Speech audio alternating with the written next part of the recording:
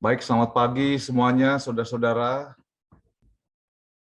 Pagi, Sir. Apa kabar?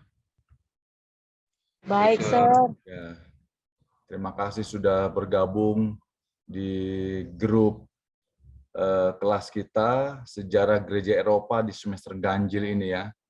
Senang rasanya boleh bertemu dengan saudara-saudara di media Zoom kita pada hari ini. Nah, sebelumnya apakah kelihatan saya punya screen PowerPoint ini? Kelihatan, Sir. Kelihatannya, tapi belum diperbesar ya? Ya, Sir. Iya, Sir. Oh iya ya. Ya, apa kabar ini Cecilia? Baik, Sir. Ya. Bang Alven Betty bagaimana kabar? Sehat? Lagi pilek, Sir. Oh, lagi pilek ya. Ya, oke. Ya baik. Sebelum kita memulai kelas kita ini, kami mengundang kesediaan Saudara Alven Betty untuk pimpin dalam doa. Saudara Alven. Baik, kita berdoa. Bapa kami yang Tuhan dalam kerajaan surga, Allah yang penuh kasih, terima kasih ya Tuhan atas kasih pemeliharaan Tuhan kepada masing-masing kami. Di malam kami beristirahat, pagi hari yang indah ini, kami boleh bangun dengan satu tubuh yang sehat, dan di mana kami akan melakukan proses belajar mengajar kami pada pagi hari yang indah ini melalui pelajaran sejarah gereja Eropa. Biarlah materi yang akan disampaikan oleh sermon itu boleh dapat kami mengerti dan boleh kami dapat terapkan dalam kehidupan kami. Diberkahi kami sepanjang hari ini, di dalam nama Tuhan Yesus kami berdoa. Amin. Amin. Baik, terima kasih Saudara Betty, Alven.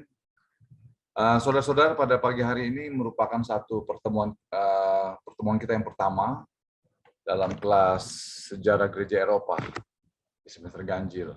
Ya. Judulnya Sejarah Gereja Eropa ini. Lalu, tujuan utama atau course description ini adalah agar para mahasiswa kependetaan atau teologi ya dapat mengingat dan mempelajari dengan seksama akan pengenalan dan pengertian sedikit dari perkembangan sejarah gereja Eropa di bumi ini. Saudara-saudara, perlu diketahui sebelumnya bahwa ada 3 di sekolah kita ini atau di perguruan Surya Nusantara sejarah gereja itu. Yang pertama ada sejarah gereja Advent. Lalu apalagi? Sejarah gereja Asia. Dan yang ketiga adalah sejarah gereja Eropa. Nah, kalau di basic atau di awal kelas saudara, di semester-semester awal itu sejarah gereja Advent. Ya, fundamentalnya itu harus tahu di sejarah gereja Advent. Karena saudara-saudara kita berada di seminari Advent. Lalu yang kedua, sejarah gereja Asia ini setelah sejarah gereja Eropa. Kenapa bisa demikian? Ya. Kenapa bisa demikian? Karena kita akan memulai secara global terlebih dahulu. Gereja-gereja di Eropa terlebih dahulu, barulah akan kita masuk ke dalam Asia. Tetapi itu di semester genap nanti, sejarah gereja Asia. Sejauh ini suara saya terdengar baik di sana? Dengar, Baik, Sir. Ya baik. Lalu, jadi di course description ini tadi adalah agar para mahasiswa atau saudara-saudara dapat mengingat dan mempelajari dengan seksama akan pengenalan dan pengertian dari perkembangan sejarah gereja Eropa di bumi ini. Lalu secara objektif, ya, secara luas penilaiannya agar saudara dapat mengerti bahwa Yesus merupakan teladan dalam gereja. Yesus ya merupakan teladan. Dia soko guru. Dia merupakan good example for all our church ya, our church ya. Kemudian yang kedua, mengerti bahwa kata gereja dipakai hanya untuk gereja Kristen. Ya, hanya untuk gereja Kristen. Ini saudara harus dipahami. Tidak ada nama lain dan tidak ada tidak ada nama satu ajaran lain selain gereja. Jadi dikhususkan untuk nama gereja Kristen. Lalu yang ketiga adalah kita mengerti, saudara dan semuanya mengerti bahwa gereja ada oleh karena Yesus. Ya, ini secara objektif sini. Gereja ada oleh karena Yesus memanggil siapa? Para murid. Siapa ini para murid? Saudara dan saya. Untuk menjadi siapa? Untuk menjadi para pengikut. Ini gereja. Lalu yang keempat, mengerti bahwa gereja merupakan persekutuan orang-orang percaya. Ya. Itulah satu denominasi atau satu fellowship. Persekutuan, fellowship the believers, orang-orang percaya. Baik di denominasi ini, di denominasi ini. Ya. Jadi skopnya adalah gereja merupakan satu wadah persekutuan orang-orang percaya. Kemudian yang kelima, ada 9 nih teman-teman, mengerti bahwa ada petunjuk, yaitu apa? Ada petunjuk dari gereja itu yang disebut sebagai amanat. Jadi kita bawa amanat. Gereja itu bawa amanat. Satu tubuh itu bawa amanat. Nanti kita akan lihat di dalam slide kita. Yang keenam, mengerti bahwa gereja Kristus banyak mendapat hambatan. Ya jelas, saudara-saudara. Hambatannya eksternal dan juga internal. Eksternal dan internal. Dari pemerintah eksternal, maupun dari kota, dari desa. Ya, internalnya dari mana? Internalnya sudah barang tentu dari gereja itu sendiri, dari jemaat itu sendiri, ya, yang disebut sebagai tubuh itu. Lalu yang ketujuh, sebagai anggota gereja itu kita bertanggung jawab dan setia akan membawa amanat itu tadi, ya, akan setia untuk membawa amanat itu dan bertanggung jawab, teman-teman. Yang kedelapan, harus sadar. Kenapa? Yang mana sadar? Bahwa banyak ajaran sesat. Ini dia, sempalan-sempalan yang timbul dari dalam dan luar gereja itu. Sama seperti di poin nomor 6 tadi, teman-teman. Bahwa sadar banyak ajaran sesat atau sempalan yang mencoba untuk mengganggu keutuhan, keberagaman, ya, keimanan dari dalam dan luar gereja itu.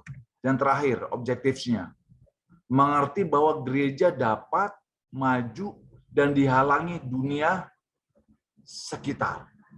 Jadi sama seperti poin ke-6, 8, dan 9. Selain kita sadar dan harus memahami, fully understanding for what? Bahwa gereja dapat maju dan dihalangi oleh dunia sekitar. Oke? Nah ini saudara, class requirements kita. Jadi ada persyaratan kelas di dalam saudara dan saya hadir. Ya, supaya lebih disiplin kita. Kelas attendance itu teman-teman, persyaratannya itu 10% poinnya. Hadir saudara 10%. Nah, seperti kelas kita ini 10% nih saudara. Karena kelas pertama nih kan. Lalu ada assignment kita. Assignment nanti kita akan buat kelas presentation. Around 15 minutes. 15% ini I will give to you. Ya, ada 15% untuk kelas presentasi. Lalu exam.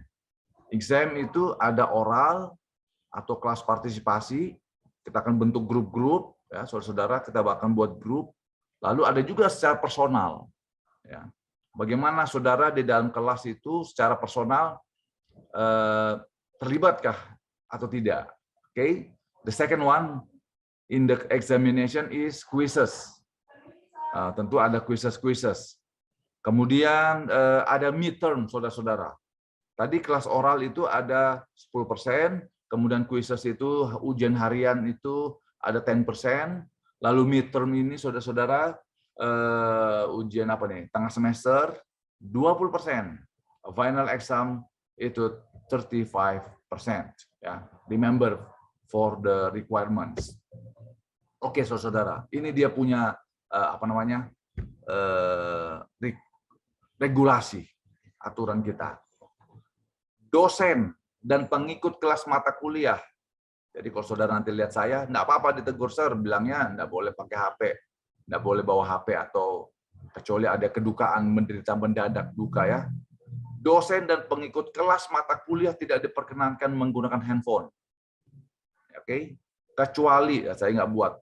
2, ada berita orang tua, ada kejadian apa, bisa dapat excuse. Oke, lalu si dosen memerintahkan atau menginstruksikan, oke, coba lihat di HP atau di laptop. Nah, itu deh kira-kira. Selama jam-jam perkuliahan. Jadi saudara dan saya, kita tetap dijaga oleh regulasi ini. Nah, grading system 95%, 95 ke 100 tuh A, lalu ke bawah terus below. Nah, saya berharap ini kelasnya adalah 3 SKS nih teman-teman. Mata kuliah khusus ini 3 SKS. Senin, Rabu, Jumat. Saya berharap saudara tidak dapat C+. Oke. Kalau saudara dapat C+ itu sama seperti below itu saudara-saudaraku. Paling tidak B-, tapi yang lebih the best ialah A students, right? Ya. Jadi usahakan jangan di 70 atau C+ itu. Jadi dipahami ya teman-teman ya. Kadang-kadang ada beberapa kita cukuplah C+. Oh, no. Saya sangat berharap saudara di kelas sejarah gereja Eropa ini dapat B titik, B+, A- atau A ya. Supaya baik ya tentunya. Oke. Nah, textbook yang kita gunakan ada 6 ini. Ya, tentunya Alkitab kita pakai. Ya, Alkitab, kemudian Roh Nubuat, The Holy Bible, tapi saya mau lihat yang dari New International Version. Ini enak nih kalau baca The Holy Bible. Ya, dari yang terjemahan atau versi New International Version. Kalau yang King James itu nanti tuh kalau dalam kelas sejarah gereja Advent atau Old Testament ya. Lalu Church Europe. Tapi ini judul bukunya itu 5 menit sejarah gereja Eropa. Oke. Nah, saudara-saudara yang terkasih, para mahasiswa yang diberkati, di dalam pendahuluan ya, di dalam pendahuluan kita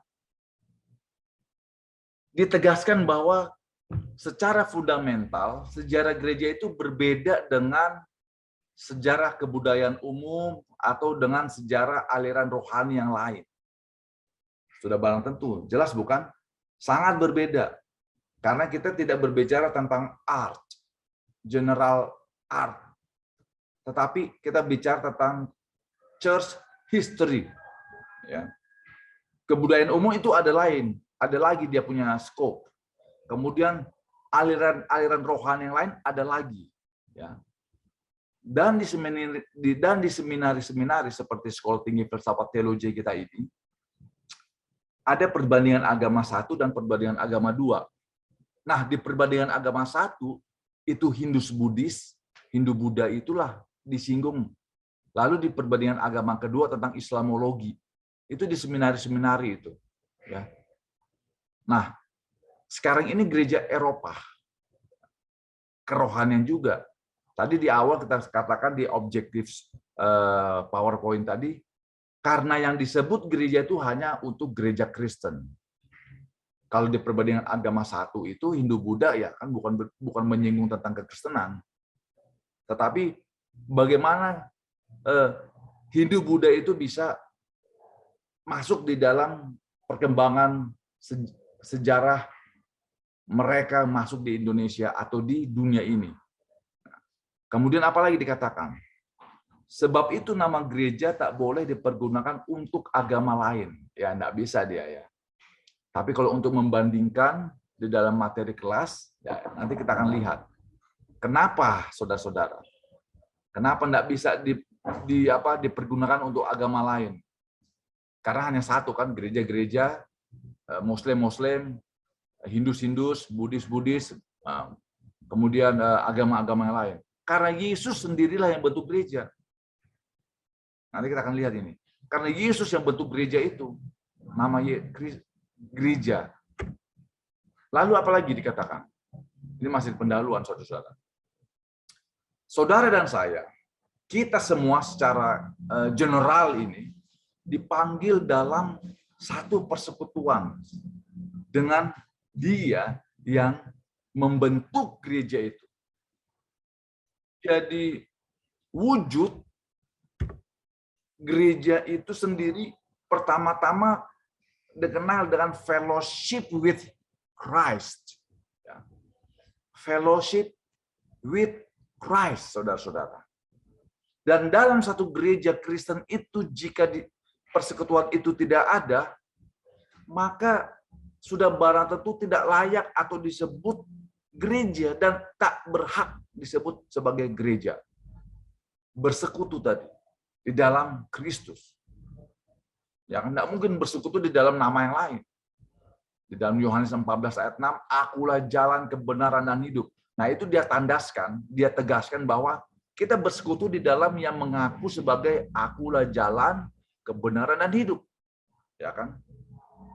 Tetapi di samping itu, saudara-saudara, tidak hanya kita bersekutu dengan si empunya nama gereja itu, tapi kita juga diajarkan untuk bersekutu dengan manusia bersama kita. Jadi tidak hanya vertikal, teman-teman.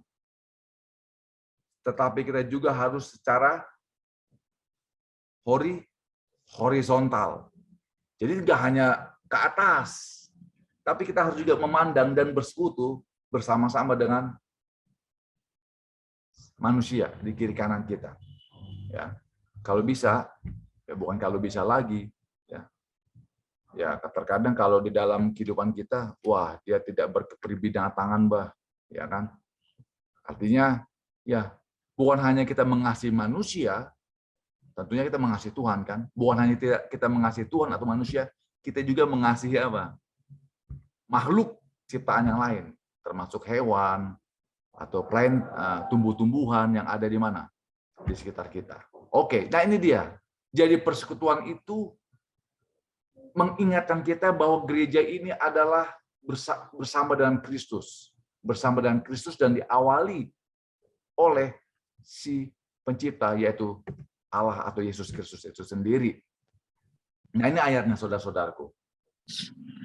Gereja itu adalah tubuh, the body of Christ. Ya. Gereja itu adalah tubuh Yesus, saudara-saudara. Inilah ayat-ayat yang menguatkan. 1 Korintus 12 ayat 12. Ya. Efesus 14 ayat 12. Kemudian Kolose pasal 1 ayat 18. Jadi ketiga buku ini, saudara-saudaraku yang diberkati para mahasiswa, ini adalah ayat-ayat yang mengatakan memang kita berbeda. Di dalam satu tubuh itu ada tulang, ada urat nadi, ada jantung, ada paru-paru, ada pankreas, ada empedu, atau apa saja. Tetapi di dalam satu irama. Oke, di dalam satu irama bekerja dan melakukan sesuatu berdasarkan Kristus. Ya, berdasarkan Kristus. Nah, apalagi? Wujud gereja itu belum cukup diartikan dengan menunjuk kepada persekutuan itu saja. Nah, ini dia menariknya nih teman-teman. Wujud gereja itu belum cukup diartikan dengan menunjuk kepada persekutuan itu saja. Tetapi juga di dalam persekutuan itu ada tugas atau amanat tadi. Siapa yang ingat kira-kira apa amanat kita, Bang Wilhard, Bang Alven? Apa amanat yang ada di dalam tubuh yang saudara ingat ini, Pak Justi Arfan, Pak Rejeki, Pak Aldi Angga di sana, Bu Sisilia. Yes, what? Matius pasal 28, pergilah jadikanlah. Ya, thank you, Brother Moses. Go, ya kan, and baptize. Ini amanat kita. Jadi dalam wujud itu tadi, di dalam gereja itu adalah ada mandat, amanat, tugas yang harus dibawa oleh siapa? Si pemeluk atau anggota di dalam tubuh itu tadi. Matius 28 ayat 19 sampai 20. Pergi dan jadikan murid lalu baptis. Itu mandat kita. Semua denominasi kekristenan itu memakai hal itu. Ya, memakai metode itu. Oke. Nah ini dia. Lalu kisah 1 ayat 8. Ada yang ingat? Apa nih kisah pasal 1 ayat 8? Dari Yerusalem, Samaria apa? Yes. Dia gitu. Jadi dari Yerusalem, Samaria sampai di ujung bumi. Titah ini berlaku bagi manusia dari ujung bumi ke ujung bumi. Selagi apa? Bumi ini masih ada. Ini satu mandat. Makanya saudara-saudara yang diberkati, ya. Ini tantangan bagi saudara-saudara kita semuanya ini. Menjadi satu denominasi umat yang disebut Gereja Masehi Advent hari ke-7. Untuk apa? Memproklamirkan. Apa kita punya misi 1 tahun ini? Apa dia punya tema Gereja Advent itu, Bang? I will go. Yes, I will go. We have to go. Jadi jawabannya adalah I will go. Lalu dijawab we have to go. Kita harus pergi bawa amanat itu. Nah, kita masuk di sini. Ya. Arti sejarah gereja. Bisa ditolong dibaca Bang Wilhard? Arti sejarah gereja yang dimaksud di sini lebih kepada usaha memberi definisi terhadap sejarah gereja. Oke. Dalam usaha merumuskan definisi untuk sejarah gereja, kita akan berusaha melihat arti dari dua kata tersebut, yaitu kata sejarah dan gereja. Iya. Ada dua nih, saudara-saudara. Sejarah gereja yang dimaksud di sini ialah lebih kepada usaha memberi definisi. Ya. Kalau sejarah pasti sudah tahu, saudara-saudara kan, itu masa lalu yang selalu dipelajari. Kalau gereja itu tadi apa? Satu bangunan. Ada dua pengertiannya. Bangunan dan jemaat dan anggota itu sendiri dalam gereja. Ya. Lalu dalam usaha merumuskan definisi ini, dalam sejarah gereja kita akan berusaha melihat juga seperti yang saya katakan tadi, sejarah dan gereja. Ya. Oke. Arti kata sejarah. Nah ini tadi. Ya. Arti kata sejarah di dalam Kamus Besar Bahasa Indonesia. Ya, adalah kejadian, peristiwa yang benar-benar terjadi pada masa lampau. Yang kedua, sejarah adalah pengetahuan akan uraian mengenai peristiwa-peristiwa dan kejadian yang benar-benar terjadi juga di masa lampau. Jadi nggak berbeda jauh nih pengertiannya. Ya. Ini berarti di dalam tulisannya merah itu, ini berarti bahwa belajar sejarah tidak lain berurusan dengan fakta. Gereja itu ada siapa? Oke. Siapa di dalamnya, siapa yang mendahului, siapa yang akan menjadi oknum-oknumnya, siapa yang menjadi orang ketiga, keempat, kelima, siapa pembacanya, ada fakta. Berakhirnya gereja itu, dan selebihnya dalam arti gereja lokal atau jemaat setempat. Nah, kemudian, eklesia dalam perjanjian baru mempunyai arti satu kaum yang dipanggil keluar dari kehidupan yang lama dan keluar dari kuasa iblis atau cengkraman iblis, dipanggil oleh Allah sendiri, lalu dipindahkan ke dalam kerajaan Allah. Kemudian setelah di dalam kerajaan Allah, kita menemukan satu roh kebenaran, roh yang merubah untuk merubah keadaan kita yang berdosa ini menjadi yang tak berdosa, atau glorification nanti ini. Tetapi di dalam hal ini, saudara-saudara dipanggil di dalam satu hal untuk disanggupkan melewati kuasa iblis. Ya. Kalau secara kuasa kita sendiri nggak bisa. Oleh sebab itu kita membutuhkan satu kuasa. Ya. Kita membutuhkan satu kuasa, yaitu kuasa roh, sesuai dengan Injil Yohanes pasal 14. Kita meminta itu.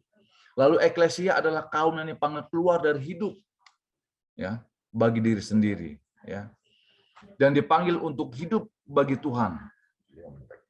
Beribadah kepada Tuhan dan melayani Tuhan. Nah, ini dia saudara-saudara. Ya. Jadi tidak hanya untuk sendiri. Tadi kita di awal katakan 20 menit yang lalu, kita tidak hanya vertikal, tetapi kita juga horizontal, ya. Kepada Tuhan kita layani dan juga kepada sesama.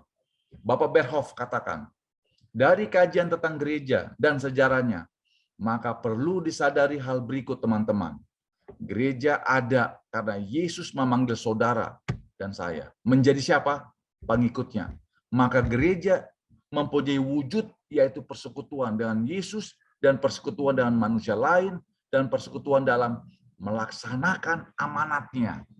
Ya, bersekutu dengan orang lain, manusia lain, dan bersekutu atau berdoa dalam secara pribadi untuk melaksanakan amanatnya, yaitu share the gospel. Itu Matius pasal 28 ayat 19. Nah, saudara-saudara, sejauh ini ada pertanyaan mungkin di 5 menit terakhir atau Ada, Sir, tambahan? sedikit, Sir. Oke, silakan Bang Kevin. Bang Kevin ini Tentang persekutuan, Sir. Jadi saya menceritakan tentang pelayanan saya, Sir. Oke, 1 menit ya, jangan panjang-panjang, nanti habis waktu kita. Iya. Kan di sana kan persekutuan yang kebanyakan, Sir, misteri-misteri yang tersembunyi. Oke. Jadi bagaimana kita untuk memberubahkan orang itu dalam persekutuan, yaitu mistik, Sir. Mistik. Iya, Sir. Mistiknya. Jadi Oke, terus. mistik itu ya hal-hal duniawi gitu, Sir. Jadi kan pertama-tama datang orang-orang baru itu dia harus dicobain. Oke. Istilahnya. Jadi kita ini kan sebagai hamba Tuhan, bagaimana untuk mengatasi biar supaya orang itu berubah menjadi lebih baik lagi, Sir. Maksudnya bersekutu sama Tuhan. Oke. Itu aja, Sir. Oke. Ini saudara Kevin menyinggung tentang persekutuan, ya. Oke, teman-teman. Bisa dibuka nih kameranya nih supaya kita bisa kelihatan dulu nih. Kak Modes, Kak Simbolon, ya, Kak Timothy di menit-menit terakhir ini. Oke. Kalau kita bersekutu, awalnya Bang Kevin, kita harus kuat bersekutu di dalam Kristus. Ya. Kalau secara pribadi kita melawan mistik-mistik itu nggak bisa kita, ya kan? Nggak bisa kita secara pribadi untuk melawan mistik-mistik. Namanya saya mistik. Ini mistik ini kan berbau misterius ini. Misterius. Kalau sudah berbicara misterius itu bisa juga dukun. Ya secara manusia yang alam ini manusia yang biasa kita nggak bisa melawan itu. Kenapa ada orang yang bisa menangkal atau menolak itu? Kenapa? Ya kita yakin dan percaya dia manusia itu atau dia bersekutu dengan siapa? Dengan Kristus itu tadi. Coba lihat sejarah Yesus atau para murid pada waktu 2000 tahun yang lalu. Ya kan? Ada orang-orang yang memang dia serahkan hatinya juga kepada mistik. Atau yang kedua, dia juga nggak serahkan hidupnya kepada Kristus, dia nggak serahkan kepada mistik, dia juga nggak serahkan hidupnya kepada Yesus, dia di tengah-tengah saja dia. Ya, ini tanggung ini kayak gini, saudara-saudara, saudara Kevin, ini tanggung. Ya. Jadi intinya adalah secara manusia alamiah kita nggak bisa melawan mistik. Kalau orang mengguna-gunai kita, ya memang bisa saja terjadi itu. Lalu kalau itu nggak terjadi pada kita, meskipun sudah diguna-gunai nggak terjadi pada kita, itu bukan karena ada kuasa yang supranatural dari saudara dan saya, tidak. Artinya Yesus belum izinkan untuk terjadi kepada kita, sama seperti yang terjadi kepada Ayub. Ingat itu pelajaran itu ya. Yesus belum izinkan. Kalau itu kita tertolak dari situ. Ya Kevin, jadi dalam pelayanan saudara-saudara pasti ada satu pengalaman. Tapi yang bisa saya jawab untuk hari ini, Kevin, itu dia tadi. Ya, mistik itu harus dilawan dengan doa, dengan meditasi, dengan bersekutu dengan orang-orang percaya. Ya, baca Alkitab, Kevin. Ya, Artinya sudah ada pertobatan secara menyeluruh dari